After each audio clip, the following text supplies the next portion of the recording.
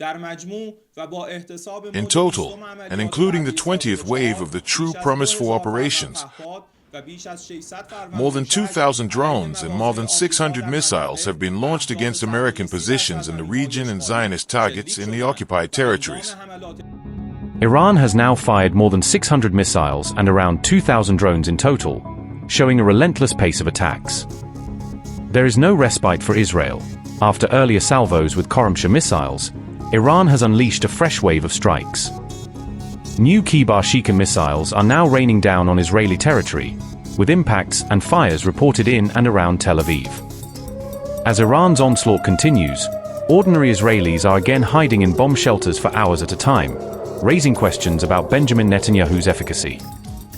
Iran has now unleashed the 21st wave of its True Promise for campaign against Israel, striking again overnight on March 5th as part of its ongoing, multi-day barrage. This latest wave opened with a combined assault of missiles and attack drones, including the launch of Kheibar Sheikan ballistic missiles designed to punch through Israeli air defenses. According to the IRGC, key sites in the very heart of Tel Aviv were singled out as targets, signaling Tehran's intent to hit symbolic and strategic locations deep inside Israel. The Guard said the strikes were carried out under the codename O Honor of the Believers, framing the latest salvo as a religiously charged act of retaliation and defiance. Earlier in the conflict, Iran had already employed its heavier Kheibar ballistic missiles against Israel, showcasing a range of long-range weapons in successive waves. At the same time, satellite imagery has indicated that Iran managed to destroy an ANTPY-2 radar tied to the THAAD missile defense system in Jordan, dealing a blow to US-linked regional defenses. Reports say Iran also launched a combined missile and drone strike on Saudi Arabia's Prince Sultan Air Base, extending its retaliation to another US-aligned hub in the Gulf. Following these moves, the IRGC released an updated battlefield briefing, detailing a series of offensive and defensive operations across the region. In the past 24 hours, the armed forces of the Islamic Republic of Iran have carried out multiple offensive and defensive operations. The Air Force and Navy of the Islamic Republic of Iran's army, by launching strike drones toward the occupied territories, targeted the Ramat David Air Base and the Meron radar site in the occupied lands. They also attacked the positions of American terrorists in Camp Udairi in Kuwait with assault drones belonging to the Army Navy.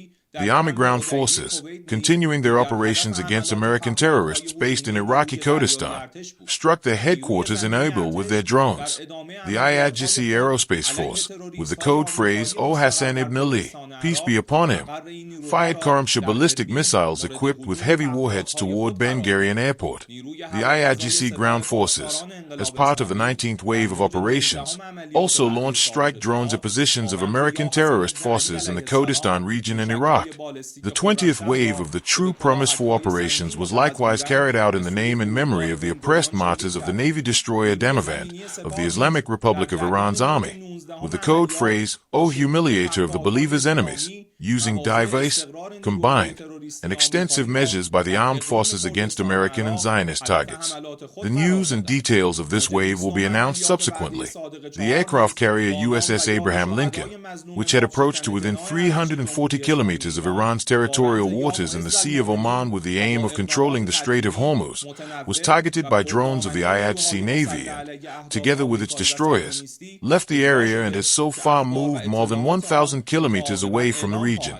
In addition to offensive operations, the defensive operations of the armed forces are also continuing. These shootdowns have brought the total number of enemy drones down by our country's armed forces to more than 75. Also, in various parts of the country, a number of cruise missiles launched by American terrorists, including Tomahawk and JASSM series missiles, have been shot down by the air defense fire of the armed forces. In total, and including the 20th wave of the True Promise for operations, more than 2,000 drones and more than 600 missiles have been launched against American positions in the region and Zionist targets in the occupied territories, and further attacks against the enemies of our country are still continuing. The continuous sound of sirens and the prolonged confinement of residents of the occupied territories in shelters over the past 24 hours reflect the sustained, controlled rhythm of Iranian projectile launches for a hard retaliation against the terrorist criminals. The cowardly military forces and the facilities of the Zionist regime have hidden themselves among civilian and public layers, But the detection and striking of the aggressors continues, and in the coming days the attacks will become more severe and more extensive. According to an assessment cited by the Times of Israel, Iranian forces struck Israeli territory 8 separate times over the course of March 5 alone. Military officials said that only a relatively small number of missiles were involved in this particular salvo, suggesting a focused strike rather than a mass launch. Missile fragments and submunitions rained down on several locations in central Israel, causing localized damage and sparking fears among residents on the ground. In at least one central town, debris from the attack ignited a fire, forcing emergency services to respond as air raid sirens continued to sound. Despite the damage, initial reports said there were no immediate casualties from this latest round of Iranian strikes. Video from the scene appeared to show submunitions from an Iranian cluster bomb warhead falling over central Israel, breaking apart in the air before impact. Such cluster warheads split open as they descend, scattering roughly 20 smaller bomblets, each weighing a couple of kilos, across a wide area to maximize damage. At the same time, Israel faced a fresh onslaught from Hezbollah fighters across the Lebanese border, adding another front to an already complex battlefield. Hezbollah reportedly fired heavy rocket barrages and sent suicide drones toward Israeli territory and IDF positions, seeking to overwhelm local defenses. The group is also said to have targeted Israeli soldiers with a guided anti-tank missile at the Blat site, aiming directly at frontline troops.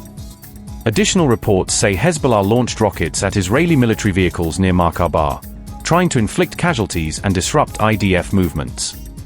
In the ensuing clashes, one IDF officer was seriously wounded and another moderately injured, underscoring the growing cost of the Northern Front.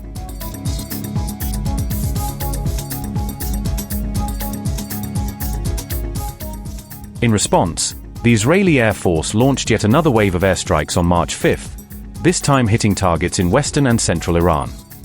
Israeli officials say roughly 200 targets were engaged, including dozens of ballistic missile launchers that Tehran had been using for its barrages. Simultaneously, Israel began a fresh wave of airstrikes against Hezbollah positions in southern Beirut, aiming to cripple the group's urban strongholds. These strikes came shortly after the IDF issued evacuation warnings for 4 major neighborhoods in Beirut's southern suburbs, urging civilians to leave before bombs fell. Meanwhile, Iran condemned what it called American-Israeli aggression against facilities inside Tehran's Azadi sports complex, accusing its enemies of hitting civilian infrastructure. Tehran labeled the strike a violation of international law and outright war crime, vowing to respond and to bring the case before global bodies. A 12,000-seat indoor volleyball arena within the complex was destroyed in the attack, leaving a prominent sporting venue in ruins. All of this unfolded as Iran and Israel traded yet another round of fire, while American officials publicly briefed the world on how this rapidly widening war is evolving. The Admiral knows we have clear objectives with maximum authorities on the battlefield. The dumb, politically correct wars of the past were the opposite of what we're doing here. They had vague objectives with restrictive, minimalist rules of engagement. No more.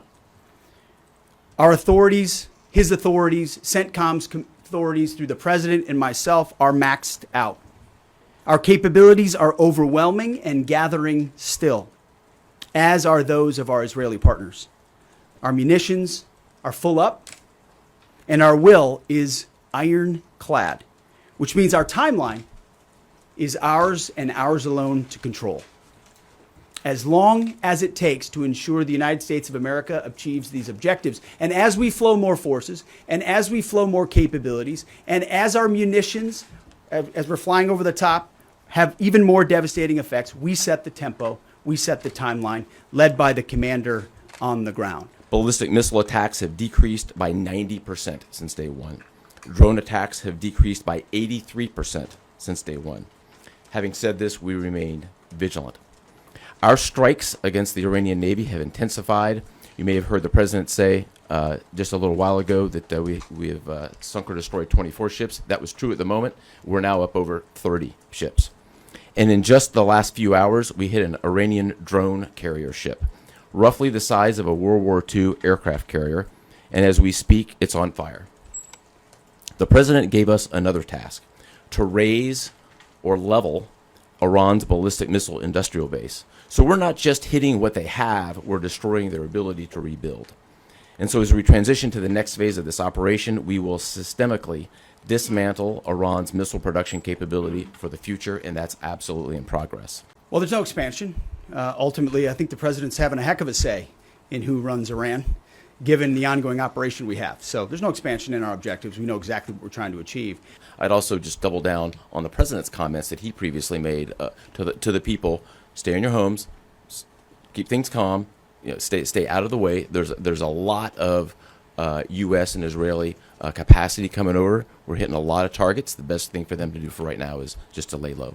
Well, as the president stated, it was unfortunate that that the Brits didn't, from day one, say, "Hey, go ahead and have access." But we got there.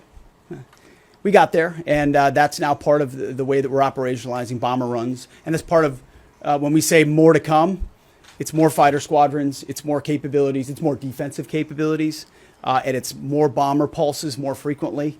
The amount of firepower over Iran and over Tehran is about to surge dramatically. And part of it is that we're going to have even more basing. And it's not just the UK. We've had other friends step up, and we're grateful for that. I think Kristi Noem did an excellent job over there securing our border and keeping us focused on threats. And President making a change. We all serve at the pleasure of the president. I'm sure Mark Wayne Mullen will do a fantastic job. He's been a friend of mine for a long time. But Kristi did a great job setting us up for success. So I don't have any concerns about whether or not the homeland will be covered down on.